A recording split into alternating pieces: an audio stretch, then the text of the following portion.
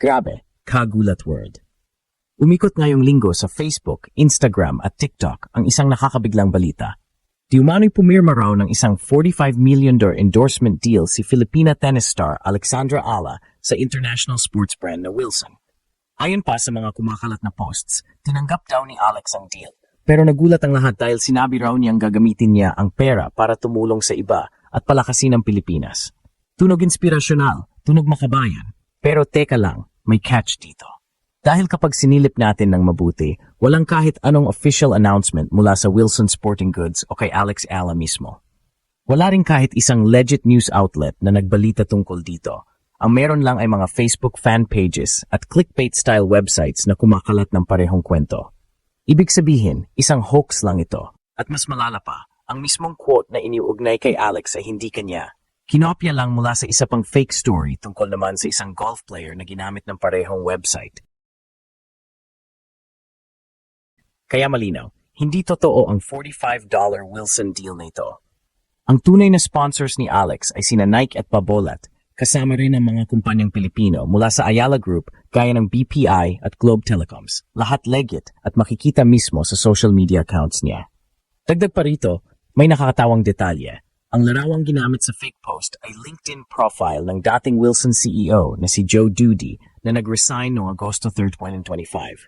3 araw bago sumulpot ang fake news. Parang mas lalong halatang imbento lang.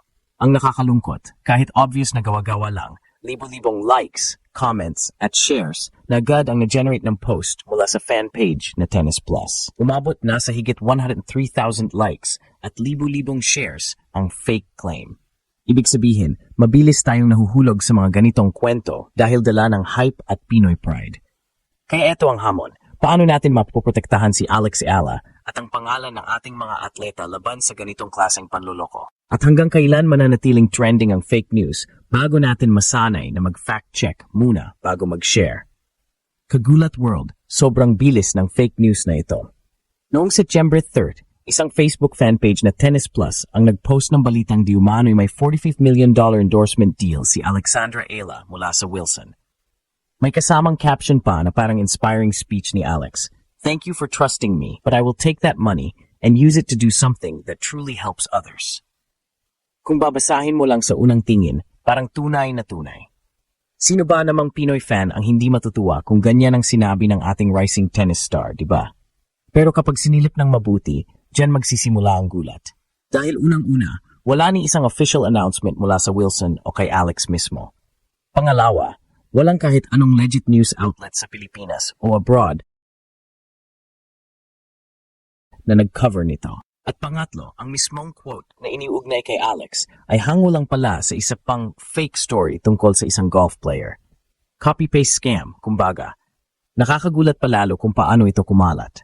Sa comments section ng original post, may inilagay na link papunta sa isang clickbait website na may article dated September 4th. Doon, mas pinalawig pa ang kwento para magmukhang credible. May background, may photos, at may fabricated details tungkol kay Alex at sa Wilson brand. Para bang sinadya nilang gawing kumpleto ang fake story para hindi ka agad magduda. At gumana na ang kanilang strategy. As of writing, umabot na sa mahigit 103,000 likes, 6,700 comments, at 300 shares ang post. Hindi lang sa Facebook, nakarating na rin sa Instagram at TikTok kung saan ginawang video format ang parehong fake claim. Mabilis, malawak, at halos walang preno ang pagkalat. Dito natin makikita ang malakas na kapit ng Pinoy pride factor. Dahil kapag ang isang atletang Pilipino ay nagtagumpay o kinilala ng isang global brand, automatic nagiging viral. Kaya madaling gamitin ang ating emosyon para makakuha ng engagement, kahit pa fake news ang laman. Isa pang detalye na mas nakakatawa pero alarming, sa mismong fake article, ginamit nila ang larawan ng dating Wilson CEO na si Joe Dudy na nag-resign noong Agosto 31, 2025, 3 araw bago ang post. Obvious na out of context at walang kinalaman sa Alex Ala deal, pero dahil karamihan sa netizens ay hindi na nag-check, parang nagdagdag pa ito ng kredibilidad. Ang masakit dito, pati pangalan ni Alex ay nadamay. Imbes na ang pag-usapan ay ang kanyang tunay na achievements at training para sa mga upcoming tournaments, ang fake news na ito ang bumalandra sa headlines ng social media. Kaya mahalagang itanong, bakit nga ba madaling bumagsak ang fans sa ganitong klase ng hoax? At ano ang epekto nito, hindi lang kay Alex, kundi sa imahe ng mga Pinoy athletes sa global stage. Bakit nga ba napakadaling kumalat ng fake news na ito tungkol kay Alexandra Ala? Simple lang ang sagot, emotions over facts. Kapag Pinoy athlete ang headline, lalo na kung may kasamang malalaking numero tulad ng $45 million, automatic na tumatama ito sa damdamin ng mga tao. Parang instant feel-good story na hindi na kailangan pang i-verify. Ang resulta? Share agad, like agad, comment agad. Unang factor, clickbait psychology. Ang gumawa ng fake news ay alam kung paano mag-setup ng kwento. Nilagyan nila ng malaking halaga $5, ginamitan ng motivational quote na parang selfless hero, si Alex at sinamahan ng corporate brand na kilala, Wilson. Kapag ganyan ang kombinasyon, halos walang magdududa dahil parang perpekto ang narrative. Pangalawang factor, Pinoy pride culture. Kapag may Pinoy na nagtagumpay, lalo na sa global stage, gusto ng lahat magsaya at makiambag. Ang mindset, i-share ko to para ipakita na kaya ng Pinoy. Ang problema, hindi lahat nag-double check ng source bago mag-click. Kaya kahit walang official confirmation mula sa Wilson o kay Alex, kinagat pa rin ng marami dahil nakasanayan na nating tanggapin agad kapag positive news tungkol sa ating mga kababayan. Pangatlo, algorithm-driven virality. Kapag maraming nag-like at nag-share ng isang post, automatic na pinapakita ito ng Facebook, Instagram at TikTok sa mas maraming tao. Ang unang wave ng emotional na reactions ang nagtulak para lalo itong mag-spread.